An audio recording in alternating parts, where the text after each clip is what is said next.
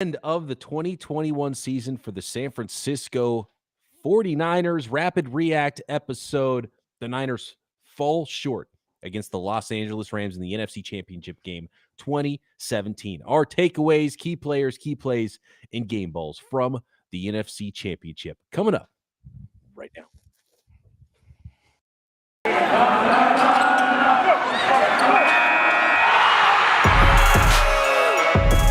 You are Locked On 49ers, your daily San Francisco 49ers podcast, part of the Locked On Podcast Network, your team every day.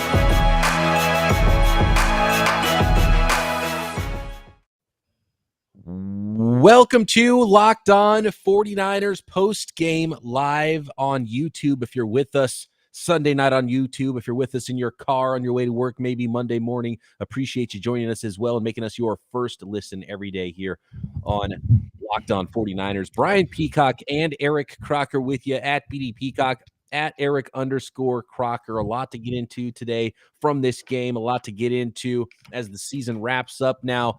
On future shows, it becomes draft season very soon. Croc, I know you are actually in Mobile, Alabama right now for the Senior Bowl. And as we know, the draft starts in Mobile. And for the 49ers, that couldn't be more obvious that the draft now begins as you are actually in Mobile, Alabama. It's almost a way. Unfortunately, right? I'm here. Actually, I had a chance to watch the HBCU Combine. I think that was the first time they've done that, especially on as big of a stage as it was on. Plenty of scouts here. I've rubbed shoulders with a lot of guys. Made friends with some of the scouts around the NFL. No 49ers, as far as me really interacting with, but it's been cool, and I'm pretty sure they be even cooler as the week goes on. Oh, a lot of people in the chat. I've seen this one. Don't blame Tartt. Let's start there. I think that was the biggest play in the game late. The 49ers. Hold on. Okay. Sorry, Peacock. Somebody said, Clark, fix the blinds. I'm in an Airbnb, so anything that's going on, this is not my home. This you is see blinds behind me that's looking crazy. This is not my home. All right. So we just got to accept that. But go ahead. Sorry about that. Croc has no control over the decor there in Mobile, Alabama. Philip says, I blame Peacock for picking us. Yeah, I felt like that was a bad move on my part. I should have picked the Rams, but it was just too juicy for the 49ers. And I thought the 49ers were flat in this game, Croc. But really what sealed the game to me is fourth quarter. The 49ers could not make a play. The last two series on offense were god-awful. The 49ers going backward instead of forward. Nobody's open. Zero attempt to run the ball. The 49ers weren't able to run the ball all day long. And then the Jaquiski Tartt missed interception. He catches that. Maybe we're talking about the 49ers going to the Super Bowl.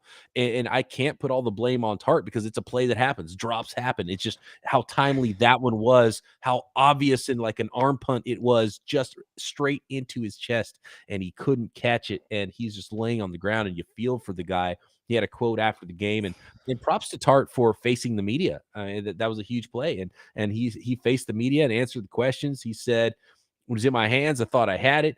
I don't know how I dropped it. I didn't drop a ball in practice all week. The only time you get that moment is when you get it. For me, it's a moment of truth, and the moment of truth showed I didn't show up. Oh, man, and it just hurts to hear him say that.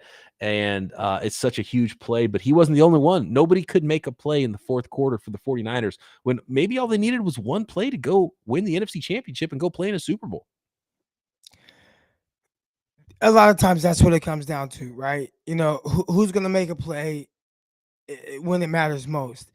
And the 49ers they've been good, especially the second half of the season. Guys that need to make the play in that moment, they've done it.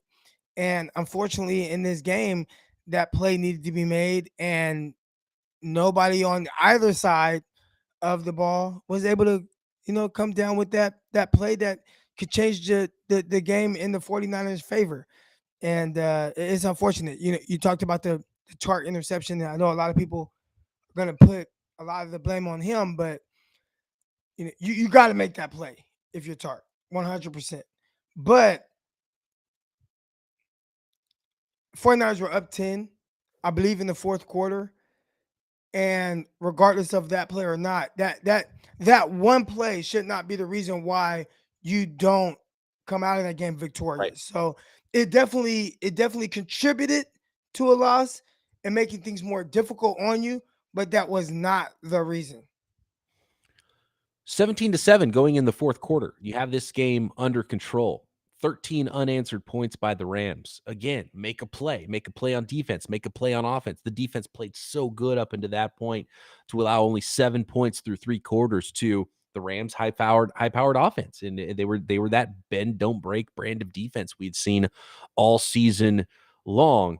But again, it was I got to go to the box score here with Cooper Kupp and Odell Beckham.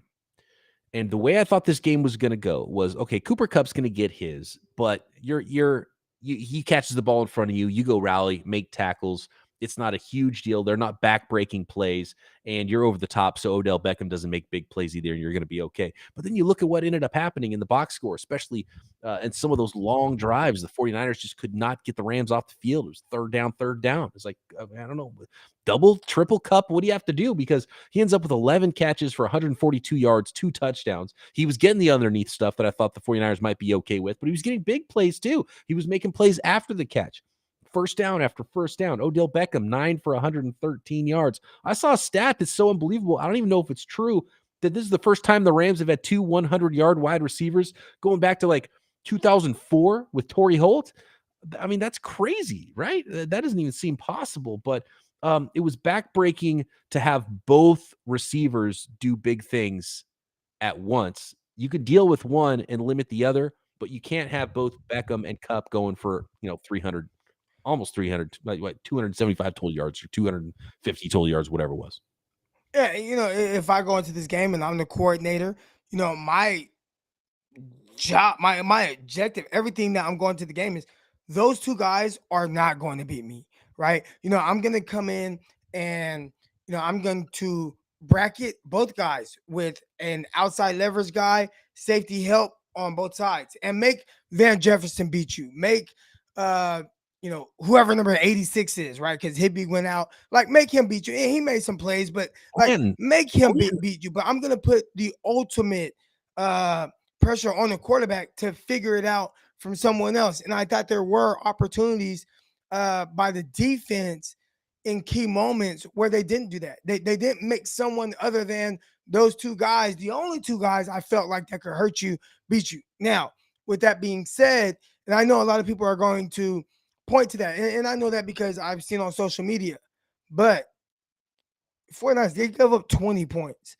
And 20 points to one of the more explosive offenses in the league, it's not bad. That's a game where, man, it took everything in them to get 20 points.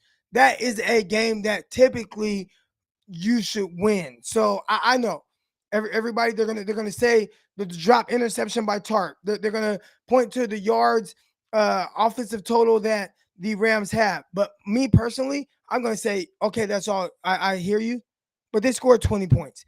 That is not earth-shattering. You have to figure out a way to win a game from the offensive side of the standpoint when your defense only gives up 20 points. That's not a lot of points. It's not like, Odell had over 100, Cooper Kupp had over 100, and the 49ers gave up 34 points or 35 points. Like, that was not the case. Matter of fact, in my prediction of the game, I had the 49ers winning 27-23.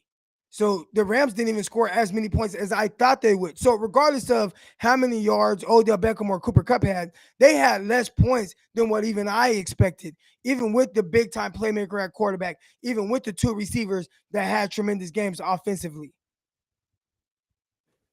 If I said to you during our Keys to Victory pod Friday, Croc, said, I looked into the future. I don't know what the 49ers are going to do, but I saw that the Rams are going to score exactly 20 points.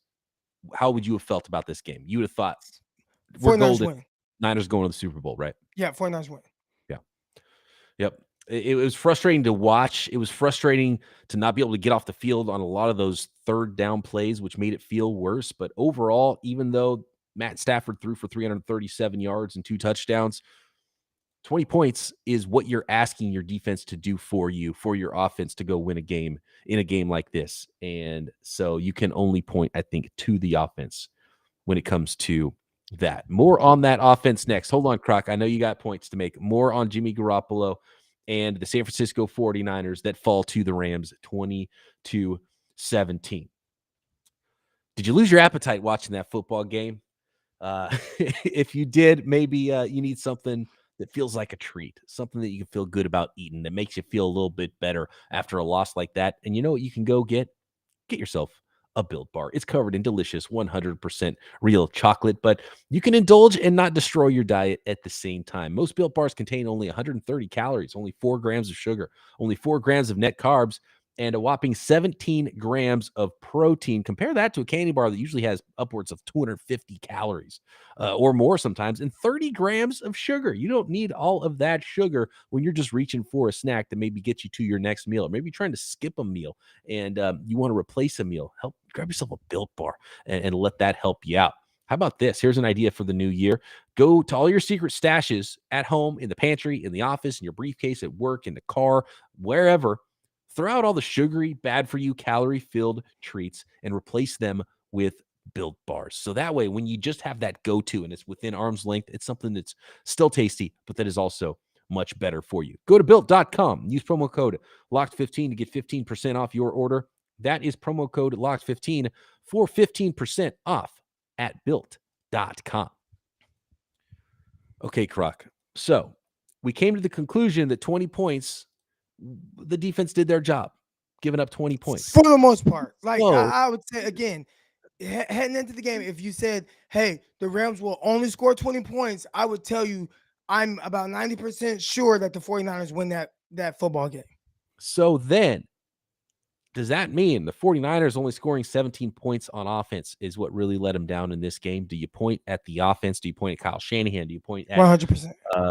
At Jimmy Garoppolo? Who do you point at and say, man, this person needed to do better and the 49ers could have won this game? It's on Kyle? You kind of set me up here. I've been very optimistic about the Jimmy Garoppolo situation and what he is and what he isn't. And I'd be the first to tell you that most games end up being closer than they have to be. We've said this several times on this podcast. The games have been much closer than what they have to be when you have Jimmy Garoppolo at quarterback, for whatever reason. 49ers struggle to put teams away. They struggle to whatever. Now, I see the chat. I see what people are saying. A lot of people are pointing the finger at Kyle Shanahan. I'm not putting the blame on Kyle Shanahan. And I'll tell you why. I think that Kyle has done a masterful job getting the most out of Jimmy Garoppolo that he can get. Meaning Jimmy Garoppolo, he is a limited quarterback. We know that, right? Everyone knows that. Everyone knows that Jimmy excels at certain areas of the field and is very inconsistent at other parts of the field. We know that he is turnover prone. We know that he is prone to miss some throws. We know all these things about Jimmy Garoppolo. We know Kyle Shanahan does not throw the ball around because he needs to lean on the run game because of his quarterback, right? So Kyle he's calling plays with one hand behind his back, but he does it very well, understanding his quarterback strengths and weaknesses, and typically that at the very least puts the 49ers in position to win, which it did again this game. It's on Jimmy because he is the one that limits the offense. I knew the run game wasn't working well, right? Elijah Mitchell, he didn't have the game that most people probably thought he would have. And in those games, you need your quarterback to play above and beyond and overcome the circumstances. And when you have a Jimmy Garoppolo, he's typically from what we've seen over his entire body of work, not able to overcome those type of circumstances. So I get it. People want to put on Kyle Shanahan. At the end of the day, you need your quarterback to make a play. And I watched the Bengals and Chiefs game before the 49ers. And watching that game, I saw Joe Burrow. It wasn't always ideal, but when it was nut cutting time, when the game was on the line, he was sacked. He was sacked, and he got out of there and made plays with his legs and just made plays. He figured out how to make plays at the moment, at the time when they need it most. It was not ideal. Everybody on Twitter, they keep pointing out the offensive line and this and the other. It doesn't matter. You have to make a play. It does not matter about whatever else is going on. If you are that guy at quarterback, if you're going to be that guy, you got to make a play when your team needs it most and when your coach needs it most. Zach Taylor, are we going to, Zach Taylor lost the game. Like, if, no, okay, whatever. Maybe I'm not at my best, but quarterback, can you make a play for me? And then, okay, we can overcome some things. And Jimmy Garoppolo tonight could not do that. And Jimmy Garoppolo on most occasions is not that. But more times than not, games close. He does a good job of keeping things close and does a good job of coming through in clutch moments, which I've said numerous times. There are two quarterbacks I would take over Jimmy Garoppolo in the clutch moments. Unfortunately, he did not help me out with my argument tonight. I've been saying that. So this is not a case of drilling Jimmy Garoppolo for what he is or isn't. I know what he is and isn't. But this was the moment where he could come through in the clutch and kind of, help his coach, and he couldn't do it. And everybody's going to point to Jimmy Garoppolo, to Kyle Shanahan. This is not a Kyle Shanahan thing. I think he maximized the potential of what Jimmy Garoppolo is. I want to go to the fourth quarter and just go through the 49ers 3 drives they had in the fourth quarter, or I guess 4 drives they had. 3 drives they had in the fourth quarter. 6 plays, 36 yards. This started with 13:30 in the fourth quarter. This is right after they had scored a touchdown to go up 17-7, and the Rams came back with a 7-play, 75-yard drive and scored a touchdown. So the Niners were up 3 points in the fourth quarter. They had the ball, and this is what they did with it. 6 plays, 36 yards, and a punt. Those 6 plays were Jimmy Garoppolo, short pass over the middle to Elijah Mitchell for 21 yards. So they got a first down there.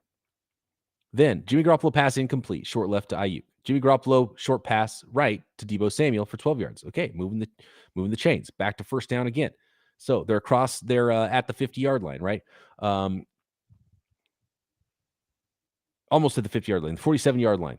Shotgun Elijah Mitchell up the middle for 9 yards. So they're moving, right? This is when you can put the team away. You're ahead and you have the ball in the fourth quarter, put up some points and start to put a team away. 2nd and 1 now at the Los Angeles Rams. You're across midfield, 44-yard line. Elijah Mitchell up the middle for -1 yards. At the Rams' 45-yard line, Trent Williams reported as eligible. Kyle Juszczyk up the middle to the LA 45 with no game. That was 3rd down and 2 at that point. Talk about that play? Yes. That's the one I'm getting to, actually. And then the next play, 4th and 2 at the Rams 45 after Juice gets stuffed up the middle for no game. Penalty, delay of game. Now it's 4th and 7. Now you're punting with Mitch Wishnowsky. They had the ball 2 more times in this game, but this was a really pivotal drive here. And do you think they overthought the Trent Williams thing again and didn't follow him when they blew it the week before and didn't follow him? And this time, instead of giving it to a good runner, they gave it to their fullback up the middle, Croc. That was probably my least favorite play call of the entire game right there. There's some other bad ones later too, but that was a frustrating one. Follow your big man. They weren't even overplaying it. Last week, they weren't overplaying it. If you follow Trent Williams on the 2 plays you put him back there, you're probably in the Super Bowl.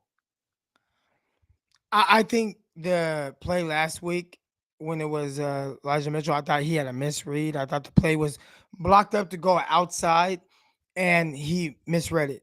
I think on this one, it clearly, I don't even say think. This play was clearly to go inside with Kyle Juszczyk. Did he overthink it? I think in hindsight, you could say that. But I believe with the thought, it was breaking a tendency, right? With the Rams on film, they see the same thing we saw, right? The first time when you see Trent Williams in motion, it's a toss outside. They pick up the first down. The second time, again, Rams see this. They see it blocked up extremely well to the outside, and Elijah Mitchell ran up the middle for whatever reason, did not work. All right. So when you see it here, and I would tell my team this, hey, if you see Trent Williams go on motion, we're gonna play to what we feel like they're gonna do. Like what is the trend? And it is a play that's supposed to go outside and to run up the middle. I actually, at least on that play, I'm not gonna say Kyle Shanahan is just right for everything, but on that play, I agree with working to break a tendency. And I thought that's what he was doing. So I'm not gonna kill. I think when you see the result, when it doesn't work out, which remember last week, um, Kyle Juszczyk had 2 carries for maybe 20 yards up the middle. We're not complaining then, but this time when it doesn't work and you try to throw off a trend, it's like, oh, you tried to get too cute. So no, I think it was the right call. I think it was the right play call, but maybe the execution was poor or it just didn't work.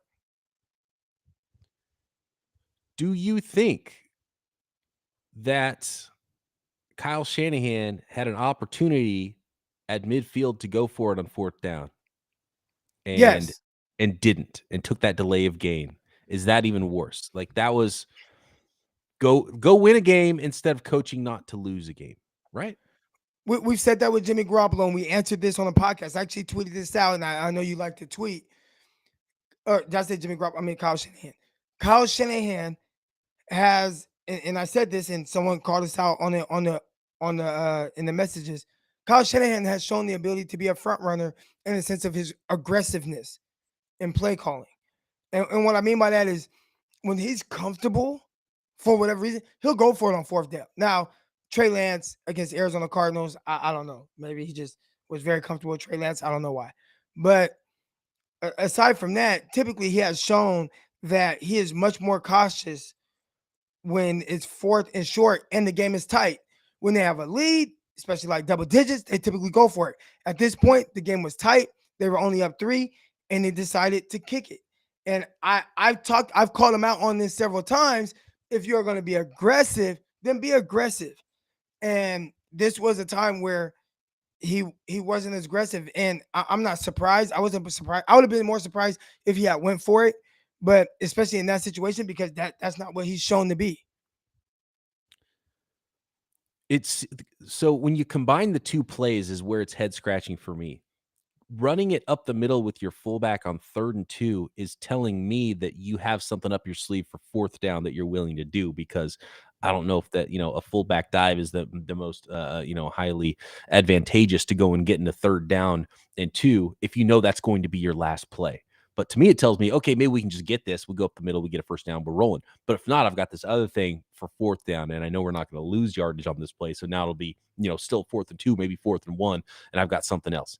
So that the combination of those 2 things and not even trying to go for it after a fullback dive is really what I hated about that 2-play combination. Like, show some, and then that was that ended in a punt after they tried to get him to jump off sides, which never works. Come on, that's the as soon as you start that second motion, they're not doing anything. You might as well just lay on the ground if you're a defender, because they're not going to snap the ball. You're almost better off actually going for it when the defense kind of relaxes, because they let them assume relax you're not and going for it. do a bunch of wait till like there's 2 seconds left on the play clock and then go, because they think you're actually not going to snap the ball. Then you've got to I'm with you on that. Chess, not checkers on that. So they punt it away. Rams go back down the field, tie it with a field goal. So it's still a tie game. You can go win this game, right? Jimmy W, go do your Crocker drive and go win a game. We hold on. We got to take a little break here. I want to get to the last 2 drives for the 49ers next. We do have some game balls to give out in this game, and to talk a little bit more about this 49ers loss, falling short to the Los Angeles Rams 2017 in the NFC Championship game.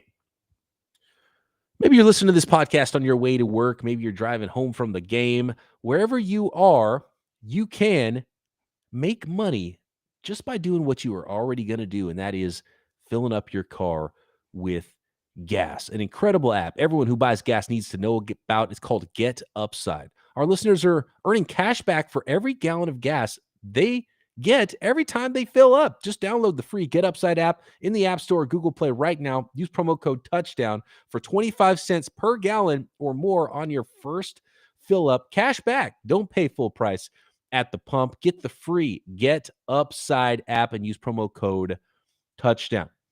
And there's no catch. The cash gets added right to your account. You can cash out anytime you want to your bank account, to PayPal, an e-gift card, Amazon card, tons of other brands. Whatever you want to do with your cash, it is yours. Just download the free Get Upside app, get cash back every time you get gas, and use promo code touchdown to get 25 cents per gallon or more cash back on your first tank. That's promo code touchdown with the Get Upside app. Okay, Croc. After that, after not going for it on fourth down, you take the delay of game and you punt it away. So you hand it to your fullback on 3rd and 2. Biggest plays of your season. You're going to give it to Kyle Juszczyk, and then you're going to take a delay of game and punt it. Now, the Rams go down, tie it up with a field goal. So what do the 49ers do on offense? They don't even attempt to run the ball. Incomplete pass, penalty delay of game again, unacceptable.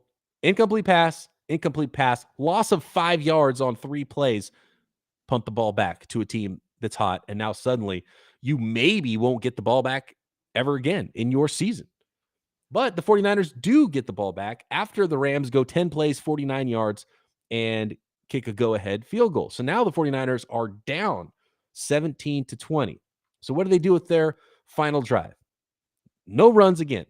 Incomplete pass, a completed pass to Jennings for a loss of 3 yards, just getting the ball away. Jimmy Garoppolo's under pressure. 3rd and 13, he's under pressure again. Tries to just desperation get rid of the ball, throw it away. He throws it toward was it Jermichael Hasty, and it goes off his hands, and he tips it up, and it's intercepted. Ball game. 49ers go home. It's over. So the 49ers had 2 drives at the end of the game to at least tie it with a field goal or go win a football game. These are the drives that Jimmy has been so good. These are the drives the 49ers utilize to go win games. Usually the defense is gassed. They're able to run the ball. They're able to put together a drive. They could not run the ball at all. They didn't even try to run the ball at all. 3 pass attempts, 1 complete pass for -3 yards, -8 yards total in the final 2 drives, ending in punt and an interception. That 4th quarter was just atrocious for the 49ers. As soon as they crossed midfield on that first drive of the 4th quarter, they did not go forward ever again the rest of the game. I got to point to Kyle Shanahan. A little bit. I got to. No, okay, you can, right? Because ultimately he's the coach. But my blame goes straight to the quarterback. And not because it's Jimmy Garoppolo. It could have been Jimmy G. It could have been Tom Brady. It could have been anyone. And I know everybody wants to jump on Jimmy, and I've said my piece with him. But I've been very certain. You got to make a play. And it's not always going to be ideal. And I think when it comes to Jimmy Garoppolo, all scenarios, like I get it.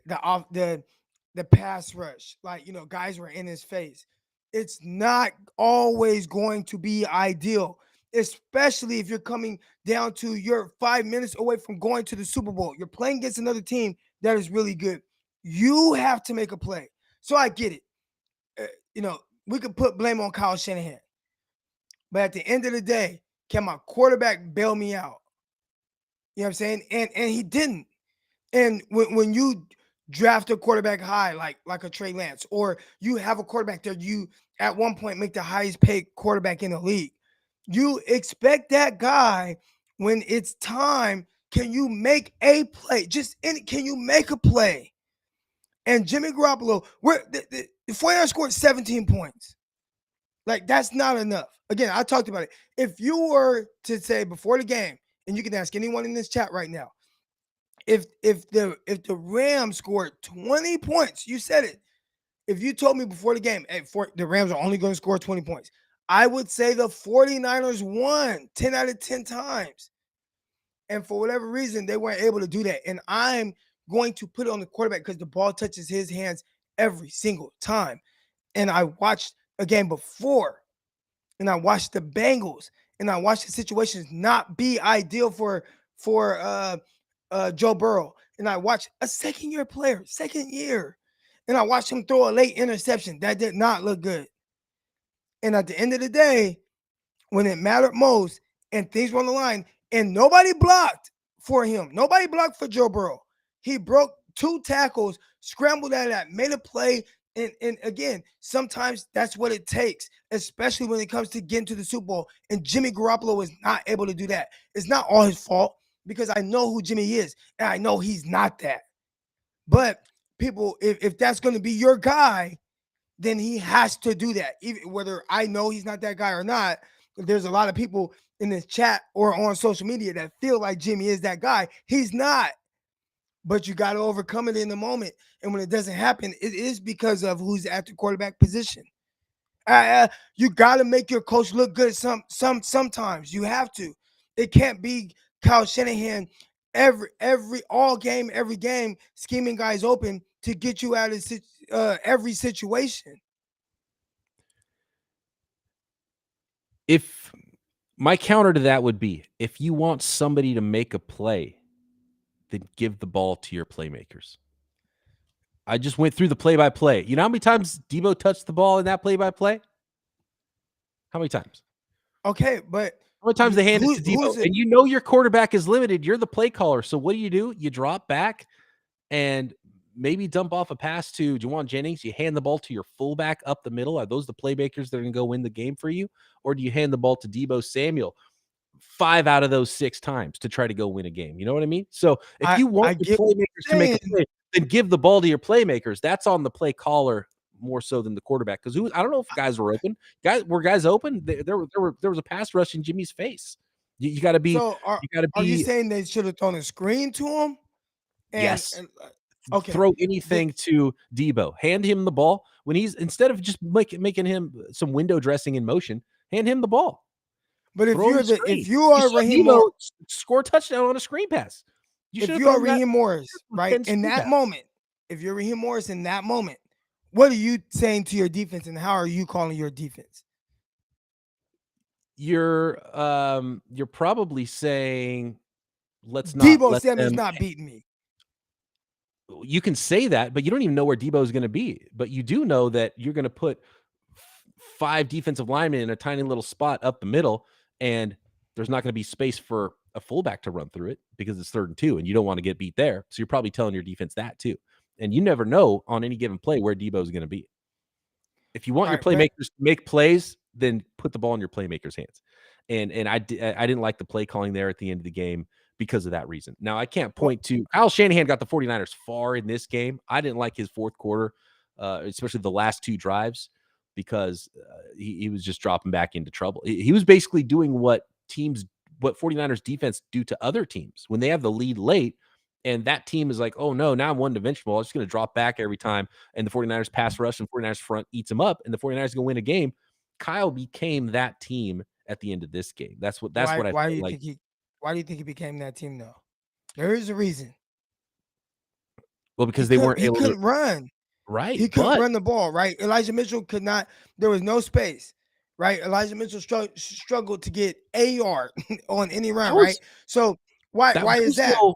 There was no inventiveness in the running game for Kyle tonight, though. It was like, we're just going to roll. We're going to run straight up the middle. Yeah, come on, Brian. Brock, where was I think it's easier the wide stuff? said. Where was handing Deebo the ball on an end around when he's in that motion, handing the ball there? He was just motioning and not using it. And they were just running up the middle every time. They were trying to blow the other team off the ball, and they weren't able to do that. Throw them a screen. Get the ball. I think it's easier said when it. I think it's easier said when it doesn't work, right? Like a screen, right? Like the screen pass that Deebo Samuel scored on. It was a regular ass screen, right? It was a regular screen, and he did some special stuff to score, right? That's why you keep giving him the ball. That's what I'm saying. I don't care how I know. Give the best dude on your team the ball. You're trying to go win a game, and you don't allow your best player to go help you do that. That's the problem. The second quarter for Deebo. And now part of this goes on Deebo a little bit because I just watched him on a press conference say, I don't watch other guys because ain't nobody in the league like me. So I don't watch anybody else and take anything from anybody's game. But when we need you to be a pure receiver and we need you to create a little bit of separation, that's not something that's not your specialty, right? So in that moment, right, because who was it? Jalen Ramsey that kind of like strapped him on a pass that got broken up, and then you know what I'm saying. So like I get what you're saying, but if I'm the Rams, I'm like, well, Deebo, he can get you in the second quarter on a screen route, but when it's nut cutting time and it comes down to it, and we need you to win on a route, that's not your game because you haven't added that aspect to your game, right? When we need that pass, like Deebo isn't the guy where it's like, oh man, I have to throw 10 yards down the field to a guy. I'm going to Deebo Samuel. That ain't really him, right? He has to add that aspect to his game, and it sounds like right now he's not really willing to learn to develop that part of his game. So I get what you're saying in the sense of, hey, just get the ball in Deebo's hands.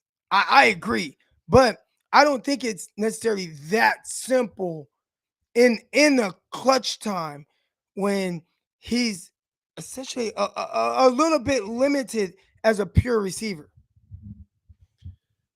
The bottom line is whether it was Kyle Shanahan, Jimmy Garoppolo, Deebo, Juice, Jaquiski Tartt, the 49ers pass rush, anybody in the secondary that was trying to cover Cooper Kupp, whoever it was, the 49ers lacked the play. They lacked making the play in the fourth quarter. They couldn't make a play, and they're going home because of it.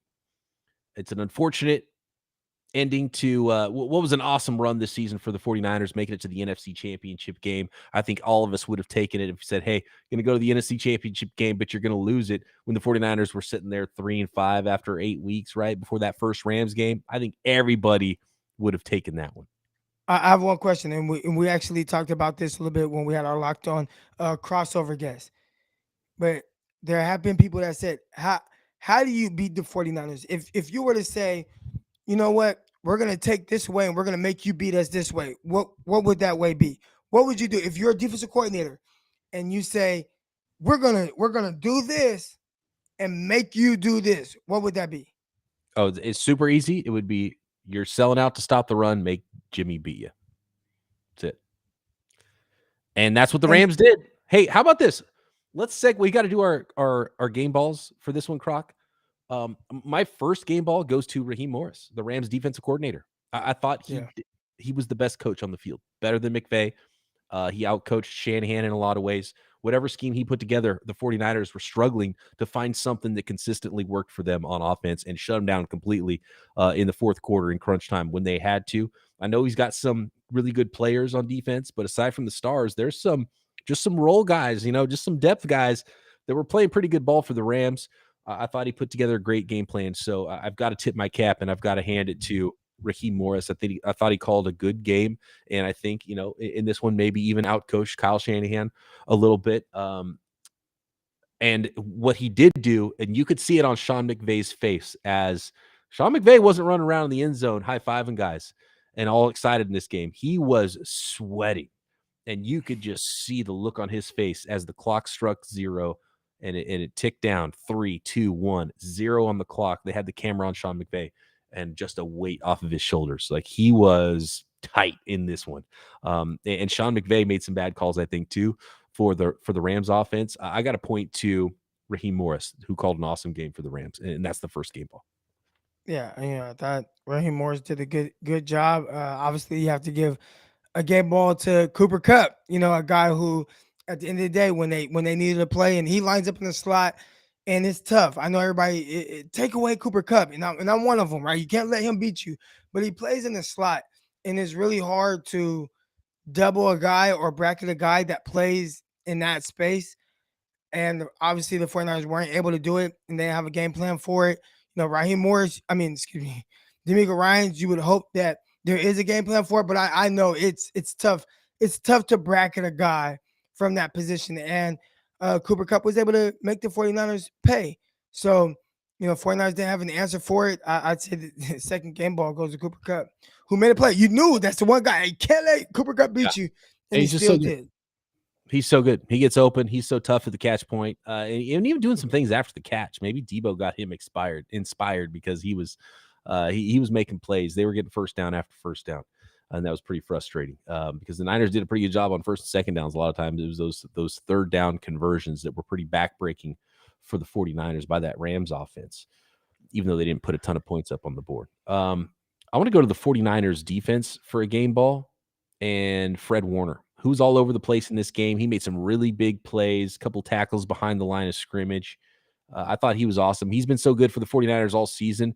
He hasn't been as flashy as maybe people hoped and, made the all-pro team last year, then got this new huge contract. And I think some people thought he had a disappointing season. I thought Fred Warner had an awesome season, and I thought he was awesome in this game. And he's asked to do so much. D'Amico Ryans this week talked about how he really allows him to do other things on defense because of everything that Fred Warner can do. And he's more of asked of him than any linebacker in the league. And I thought he was pretty awesome in this game. So shout out to Fred Warner. Fred Warner is a really good football player, man. Yep. Terrific football player. He's a guy who I feel like 49ers at the end of the day can always count on to bring his A game. Even when other people might say, oh, it's not his A game, I think he, more times than not, man, he's going to come through and not be the reason. And I don't think he was today.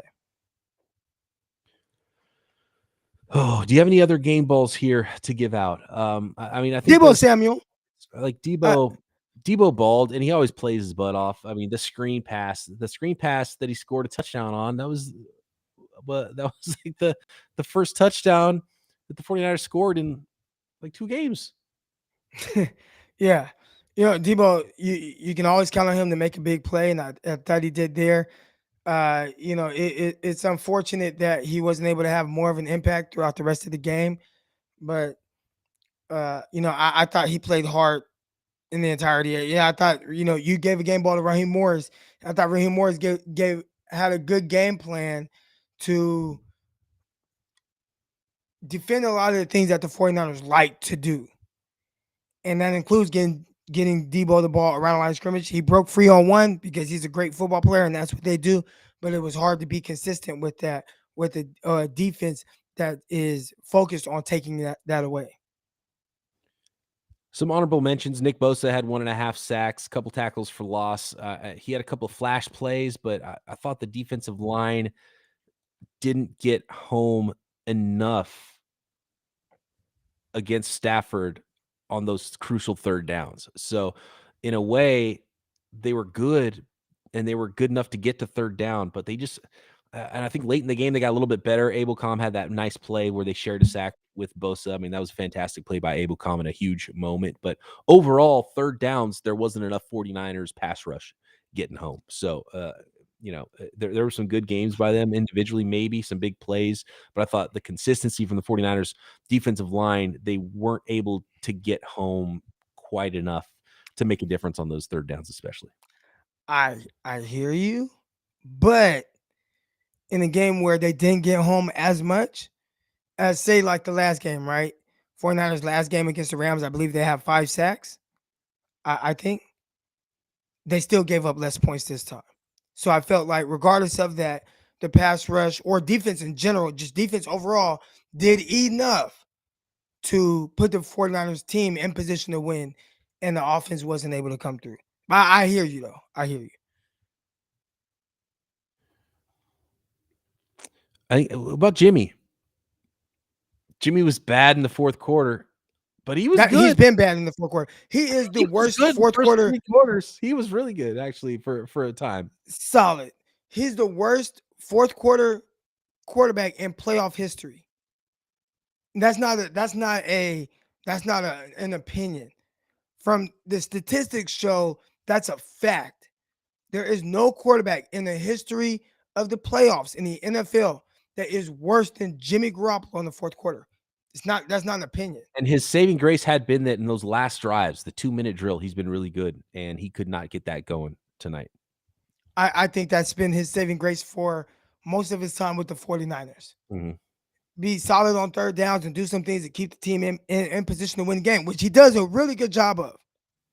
Right? Jimmy does a really good job of that. And when you look at Jimmy's overall record, it is that of a guy who he wins a lot of games. How does he win them? Again, everybody can argue one way or the other.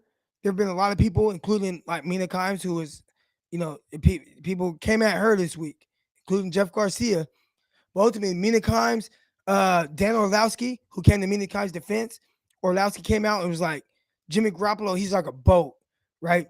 You could tell me that a boat, he doesn't know how it works. You could tell him how it works, but he just sees this thing sitting on water. How is it doing that?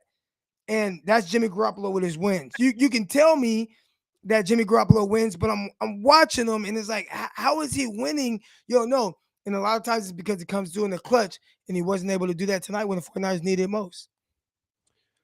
Look, Mina is rarely wrong. So I'll definitely side with Mina Kimes over Jeff Garcia in most cases. Jimmy wins a lot of games. He does some things that are obviously really good, and then he has some obvious deficiencies in his game, and some of those showed their head in this one. I'm actually going to let Jimmy Garoppolo take us out here, Croc. Here were Jimmy Garoppolo's comments after the game. I think these next couple of days they'll really start to settle in a little bit. Emotions are high after a game, win or loss, and it's just it's one of those things you gotta be glad it happened. Just smile from it and think about the good things. We'll see what happens in these next couple of days, weeks, whatever. But I love this team. Just the fight and the battle in this team throughout the entire year has been really impressive, and I love those guys. We were 3-5 at one point. People wrote us off. We just kept fighting. So good teams do. So tight brothers do, and I got no regrets from this year. Thanks, guys. No regrets from Jimmy Garoppolo. Obviously, he was upset after the loss in what might have been his last game with the San Francisco 49ers. Thus ends the era of Jimmy W., right, Croc? It's over. His last play as a 49er was an interception. Magic Johnson behind the back pass. I was just like, man, like you can't go out on that. Like that can't be it. And I looked at the clock and I'm just like, that was his last play as a 49er. And a lot of people are like, oh man, it's fitting and stuff. I'm just like, that's not Jimmy Garoppolo. Not in this moment. For everything that Jimmy Garoppolo isn't, that wasn't him in that moment. He's better than that. And it sucks that he's going to be remembered. Like, that's what he's going to be remembered as a 49er.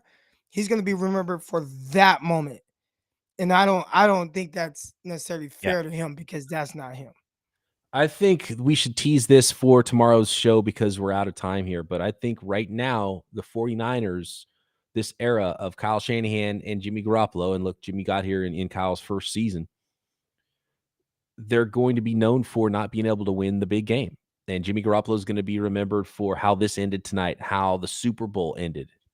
Kyle Shanahan, from 28-3 with the Falcons as offensive coordinator, to losing the Super Bowl a couple years ago with the lead, to losing this game with the lead. Fair and unfair, that's the way they're going to be judged right now, currently. And can they change that?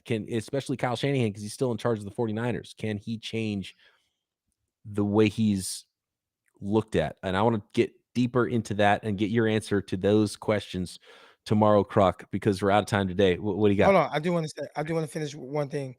I think this was an amazing season for the 49ers. Y'all stuck with us through a time when the 49ers were 2-4, when the 49ers were 3-5. We see the numbers. So we know when y'all are listening, when y'all aren't as engaged. And I thought, the fans stuck with us and listened throughout a lot of tough times. And, this isn't a season that I feel like anyone should necessarily hang their heads. Obviously, you didn't finish the job, but I appreciate everybody that listened to us this entire time, gave us positive feedback, gave us negative feedback, told us how we can improve the show, whatever it is, any way that you contributed to the show. I think you contributed to something that we want to be really good at. And it's coming to an end, at least this 49er season, when we come back on tomorrow's episode, which, y'all will hear Monday night or Tuesday morning or whatever. We'll start to wrap up this season. and get to what the 49ers will be in the future, which it will look a lot different, especially at the quarterback position. Well, I want to thank you guys and love all of you. Love all of you that listen and contribute to the show in any way. Peacock and I, we get a lot of DMs. We get a lot of messages on Twitter. You guys tag us, all that stuff, man. Like, we appreciate that. And this has been a very tough season. So a lot of ups and downs. I didn't finish the way that we wanted to, but definitely appreciate and thank all of you. Only one team that makes the playoffs isn't disappointed when the season ends. Unfortunately, the 49ers aren't going to be that team that hoists the Lombardi this year, but the 49ers still have a bright future. Locked On 49ers is still going to be going strong. Got an off season to get ready for here. We're still going to be coming at you every day. And I thought you said draft that starts in Mobile, baby, and I'm here. Draft starts at the Senior Bowl in Mobile, Alabama, where Croc currently is at an Airbnb. And it's not my blinds in the background. I know a lot of people they called out those blinds. Those aren't my blinds. This is not my home. All right, this is not my home. I think it looks good. I think it looks like you got a good spot there, Croc. And I can't wait for your evaluations from Senior Bowl week. Thank you to all listeners all season long. We've seen the ups and the downs with this team. It was a really fun team to cover this year, and it was fun to have you guys along for the ride this year. Yeah, the 49ers don't have a first-round pick, but John Lynch likes to move around. So, hey, he might get it back into that first round. So you got to start scouting all the guys from the top down, as Croc and I will during draft season, which starts tomorrow in Mobile, Alabama. And Croc and I will be with you every step of the way. Thanks for making us your first listen every day right here on Locked On 49ers. For your second listen, you're going to want those draft evals on the Locked On NFL Draft podcast, hosted by my guy Croc, who's being joined by a lot of the Locked On team there in Mobile, Alabama. Although I think Croc got there first, which is why he got to choose that room with the lovely blinds surrounding the bed there. It's a nice scene for you. You can find me doing the Peacock and Williamson NFL show, covering the entire league daily right here on the network. Locked On Bets with your boy Q, Lee Sterling, expert analysis. No matter your favorite team, no matter the sport, we've got a podcast for you right here on the Locked On Podcast Network. Croc and I back tomorrow right here